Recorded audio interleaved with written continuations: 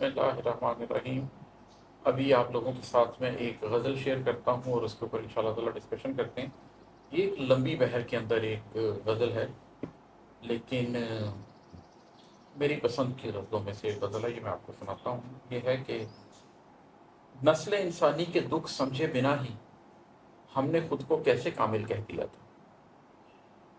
نسل انسانی کے دکھ سمجھے بنا ہی ہم نے خود کو کیسے کامل کہہ دیا تھا، بس کنارے پر رہے اور ڈوبنے والوں کے آگے خود کو ساحل کہہ دیا تھا۔ یہ میرے ساتھ بھی ایک دفعہ زندگی میں ہوا تھا، اور یہ بہت لوگوں کے ساتھ ہوتا ہے کہ جب آپ کے پاس کچھ علم آ جاتا ہے جو کہ کتابی علم ہوتا ہے، آپ کی ہڈ بیتی نہیں ہوتی، آپ کی ذات پر نہیں گزرا ہوتا، آپ نے صرف شعوری طور پر کسی بات کو سمجھا ہوتا ہے، تو آپ اس کی بنیاد پر حکم لگانا شروع کر دیتے ہیں۔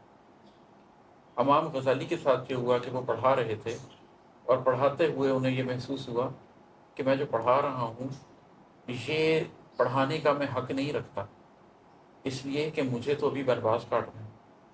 انہوں نے چھوڑ دیا پڑھانا، کافی سال تک نہیں پڑھایا، اس لیے کہ انہیں لگا کہ مجھے اندر کا ایک سفر مکمل کرنا ہے۔ اندر کا وہ سفر مکمل کیے بغیر آپ نہیں کسی صورت بھی اتنے کامل ہو سکتے کہ آپ نسل انسانی کے دکھوں پر بات کر سکیں۔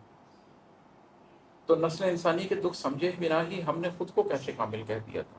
جو شخص نسل انسانی کے دکھ سمجھتا ہی نہ ہو، جس کو پتہ ہی نہ ہو کہ ابن آدم کن کن تکالیف سے گزرتا ہے، مرد و زن کس کس تکلیف سے گزرتے ہیں، انسان کے معاش کے غم کیا ہیں، انسان کے سماج کے غم کیا ہیں، انسان کے غم جانا کے غم کیا ہیں، غم دورہ کے غم کیا ہیں، وہ ان سب سے نہ گزرا ہو اور اس کے بعد اس نے غم ہستی کو نہ پہچانا ہو، اس کے بغیر وہ یہ کیسے کہہ سکتا ہے کہ وہ کوئی ایسا پیغام ہے جو وہ کامل طور پر کسی انسان تک پہنچا سکتا ہے کہ اس رستے پر چلو۔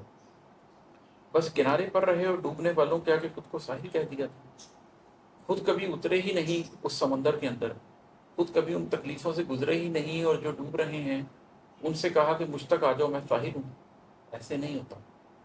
پہلے آپ کو خود کو کامل کرنا پڑتا ہے، پہلے آپ کو ایک لمبا سا اپنی ذات کے اندر برباس کاٹنا پڑتا ہے۔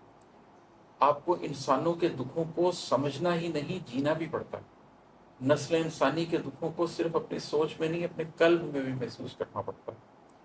آپ نے صرف مزدور کی تکلیف نہیں دیکھنی ہوتی، آپ نے دھوپ کے اندر اپنے جسم کو گلتے ہوئے بھی دیکھنا ہوتا ہے۔